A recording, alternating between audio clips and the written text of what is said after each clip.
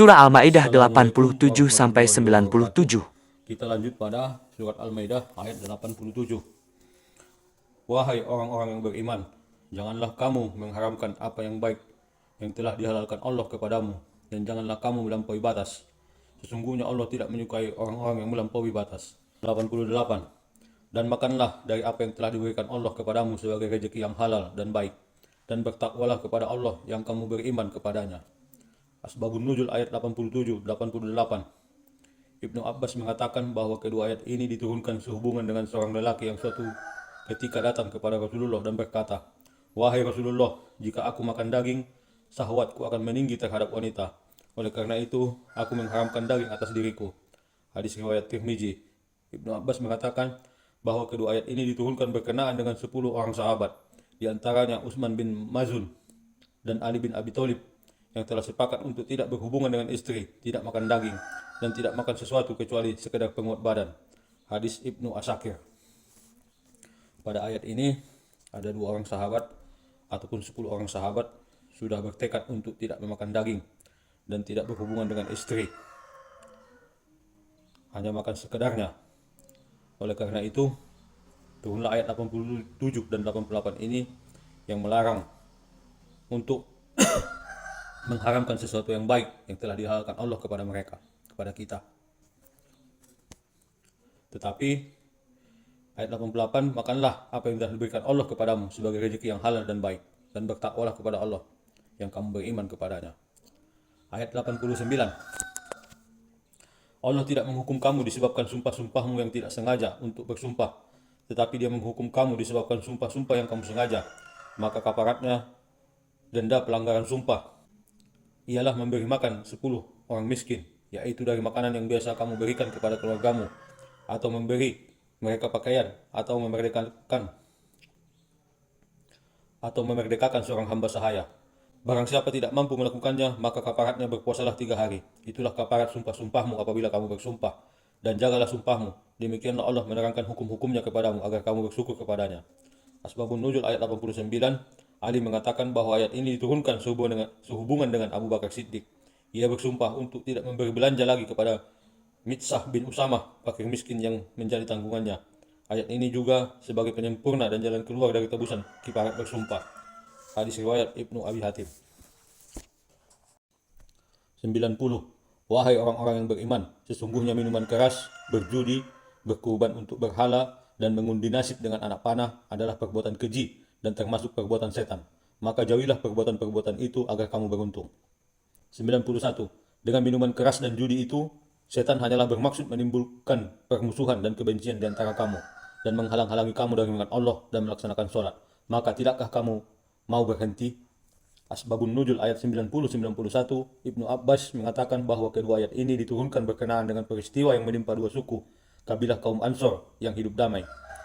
Namun, jika mereka dalam keadaan mabuk karena minuman keras, mereka saling mengganggu dan berkelahi. Perasaan inilah yang memunculkan dendam kesumat mereka terhadap golongan lain. Hadis riwayat Nasai dan Baihaqi. 92. Dan taatlah kamu kepada Allah dan taatlah kamu kepada Rasul, serta berhati-hatilah. Jika kamu berpaling, maka ketahuilah bahwa kewajiban Rasul kami hanyalah menyampaikan amanat dengan jelas. 93. Tidak berdosa bagi orang-orang yang beriman dan mengerjakan kebajikan tentang apa yang mereka makan dahulu, apabila mereka bertakwa dan beriman, serta mengerjakan kebajikan. Kemudian mereka tetap bertakwa dan beriman. Selanjutnya, tetap juga bertakwa dan berbuat kebajikan. Dan Allah menyukai orang-orang yang berbuat kebajikan. Asbabun Nuzul ayat 93, Barra bin Ajib mengatakan bahwa surat Al-Maidah 90-91 diturunkan di kalangan sahabat terjadi perdebatan tentang sahabat yang telah wafat di peperangan. Padahal para syuhada itu masih biasa berjudi dan minum khamar. Lalu turunlah kedua ayat ini yang menegaskan tentang nasib para syuhada sebelum turunnya ayat mengharamkan judi dan khamar. Hadis riwayat Abu Daud.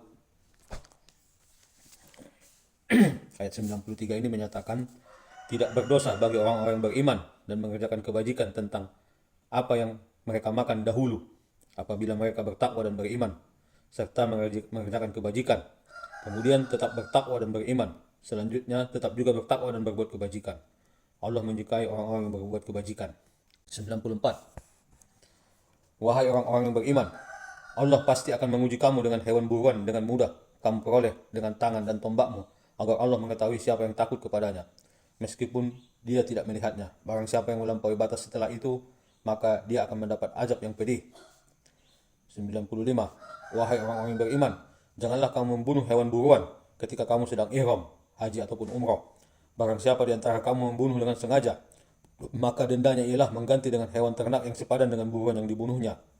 Menurut putusan dua orang yang adil di antara kamu, sebagai hadiu yang dibawa ke Ka'bah, atau kafarat membayar tebusan dengan memberi makan kepada orang-orang yang miskin, atau berpuasa seimbang dengan makanan yang dikeluarkan itu, agar dia merasakan akibat buruk dari perbuatannya. Allah telah memaafkan apa yang telah lalu, dan barang siapa yang kembali mengerjakannya, niscaya Allah akan menyiksanya, dan Allah Maha Perkasa, memiliki kekuasaan untuk menyiksa. 96. Dihalalkan bagimu hewan buruan laut dan makanan yang berasal dari laut sebagai makanan yang lezat bagimu dan bagi orang-orang yang dalam perjalanan, dan diharamkan atasmu menangkap hewan darat selama kamu sedang ihram, dan bertakwalah kepada Allah yang kepadanya kamu akan dikumpulkan ataupun dikembalikan.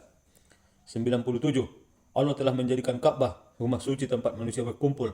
Demikian pula bulan haram, hadiu dan kalaid. Yang demikian itu agar kamu mengetahui bahwa Allah mengetahui apa yang ada di langit dan apa yang ada di bumi, dan Allah Maha mengetahui segala sesuatu. Hewan hadiu adalah hewan yang disembelih untuk membayar denda haji tamattu. Ini hadiu wajib. Adapun hadiu sunnah adalah hewan penyempurna ibadah bagi mereka yang melaksanakan haji ifrad. Boleh disembelih ataupun tidak karena hadiu sunnah. Kemudian ada kalaid. Kalaid ini adalah hadiah bagi tanah suci.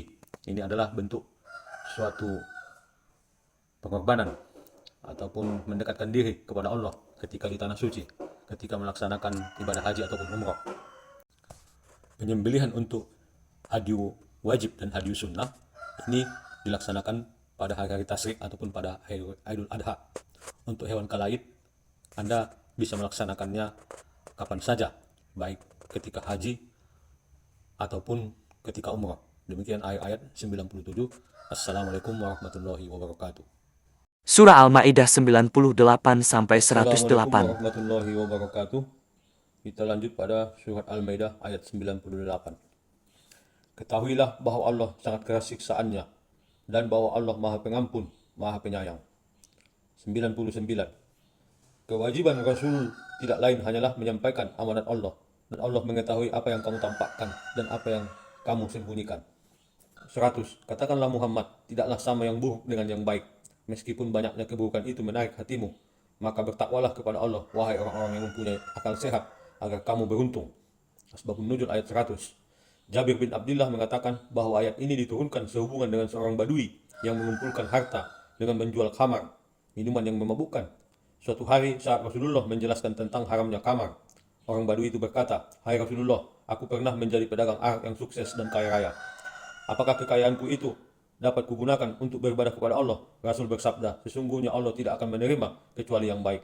Hadis riwayat Wahidi dan Asbahani. 101. Wahai orang-orang yang beriman, janganlah kamu menanyakan kepada nabimu hal-hal yang jika diterangkan kepadamu justru menyusahkan kamu, jika kamu menanyakan ketika Al-Quran sedang diturunkan. Niscaya akan diterangkan kepadamu. Allah telah memaafkan kamu tentang hal itu, dan Allah Maha Pengampun, Maha Penyantun. Asbabun Nuzul ayat 101. Syu'bah bin Hajas mengatakan bahwa sesuatu hari Rasulullah bersabda, "Bertanyalah kepadaku tentang apa saja, tentu akan kujawab dengan tegas." Karena banyaknya pertanyaan kepada beliau, beberapa sahabat merasa kasihan kepada beliau, sehingga mereka menangis. Di keheningan ada seorang lelaki bertanya, "Rasulullah, siapakah ayahku?" Rasulullah menjawab, "Ayahmu adalah Huzafa." Karena banyaknya pertanyaan kepada beliau, beberapa di antaranya tidak ada artinya. Maka turunlah ayat ini, hadis riwayat Bukhari, Muslim, Ahmad, Tirmizi, dan Nasai. 102. Sesungguhnya sebelum kamu telah ada segolongan manusia yang menanyakan hal-hal serupa itu kepada nabi mereka, kemudian mereka menjadi kafir. 103. Allah tidak pernah mensyariatkan adanya bahirah, saibah, wasilah, dan ham, tetapi orang-orang kafir buat kedustaan terhadap Allah, dan kebanyakan mereka tidak mengerti. Di sini jelaskan bahirah adalah unta betina yang telah beranak 5 kali, dan anak yang kelima itu jantan. Lalu unta betina itu dibelah telinganya, dilepaskan, tidak boleh ditunggangi lagi, dan tidak boleh diambil air susunya. Saibah adalah unta betina yang dibiarkan pergi kemana saja lantaran sesuatu najar. Seperti jika seorang Arab jahiliyah akan melakukan sesuatu atau perjalanan yang berat, maka dia bernajar akan menjadikan untanya saibah apabila maksud atau perjalanannya berhasil dan selamat. Wasilah adalah seekor domba betina melahirkan anak kembar yang terdiri dari jantan dan betina. Maka yang jantan ini disebut wasilah, tidak boleh disembelih dan diserahkan kepada berhala. Ham adalah unta jantan yang tidak boleh diganggu gugat lagi karena telah dapat membuntingkan unta betina 10 kali. Perlakuan terhadap bahira, saibah, wasilah dan ham ini adalah kepercayaan Arab jahiliyah. 104. Dan apabila dikatakan kepada mereka, marilah mengikuti apa yang diturunkan Allah dan mengikuti Rasul, mereka menjawab, cukuplah bagi kami apa yang kami dapati nenek moyang kami mengerjakannya. Apakah mereka akan mengikuti juga nenek moyang mereka, walaupun nenek moyang mereka itu tidak mengetahui apa-apa dan tidak pula mendapat petunjuk? 105. Wahai orang-orang yang beriman, jagalah dirimu, karena orang yang sesat itu tidak akan membahayakanmu apabila kamu telah mendapat petunjuk. Hanya kepada Allah kamu semua akan kembali, kemudian Dia akan menerangkan kepadamu apa yang telah kamu kerjakan. 106. Wahai orang-orang yang beriman, apabila salah seorang di antara kamu menghadapi kematian, sedang dia akan berwasiat, maka hendaklah wasiat itu disaksikan oleh 2 orang yang adil di antara kamu, atau 2 orang yang berlainan agama dengan kamu. Jika kamu dalam perjalanan di bumi, lalu kamu ditimpa bahaya kematian, hendaklah kamu tahan kedua saksi itu setelah salat, agar keduanya bersumpah dengan nama Allah jika kamu ragu-ragu. Demi Allah, kami tidak akan mengambil keuntungan dengan sumpah ini, walaupun dia karib kerabat, dan kami tidak menyembunyikan kesaksian Allah. Sesungguhnya jika demikian, tentu kami termasuk orang-orang yang berdosa. 107. Jika terbukti kedua saksi itu berbuat dosa, maka 2 orang yang lain menggantikan kedudukannya, yaitu di antara ahli waris yang berhak dan lebih dekat kepada orang yang mati. Lalu keduanya bersumpah dengan nama Allah, sungguh kesaksian kami lebih layak diterima daripada kesaksian kedua saksi itu, dan kami tidak melanggar batas. Sesungguhnya jika kami berbuat demikian, tentu kami termasuk orang-orang zalim. Ayat 108. Dengan cara itu, mereka lebih patut memberikan kesaksiannya menurut yang sebenarnya, dan mereka merasa takut akan dikembalikan sumpahnya kepada ahli waris setelah mereka bersumpah. Bertakwalah kepada Allah dan dengarkanlah perintahnya, dan Allah tidak memberi petunjuk kepada orang-orang yang fasik. Asbabun Nuzul ayat 106-108. Ibnu Abbas mengatakan bahwa suatu ketika ada lelaki dari Bani Sahmin pergi keluar daerah bersama dengan Tamim ad-Daridan, Ad-Di bin Badda. Ia wafat di suatu desa yang penduduknya tidak ada yang muslim. Saat Ad-Dari dan Ad-Di menyerahkan harta yang wafat tadi kepada ahli warisnya, pihak ahli waris merasa kehilangan sebuah bejana emas. Lalu kedua orang itu diadukan kepada Rasulullah. Beliau pun menyumpah mereka. Keduanya berani bersumpah. Tak lama kemudian bejana itu ditemukan di Mekah pada seorang yang telah membelinya dari Ad-Dari dan Ad-Di. Pembeli itu pun diangkat menjadi saksi. Lalu turunlah ketiga ayat ini. Hadis riwayat Abu Dawud. Demikian akhir ayat 108. Assalamualaikum warahmatullahi wabarakatuh.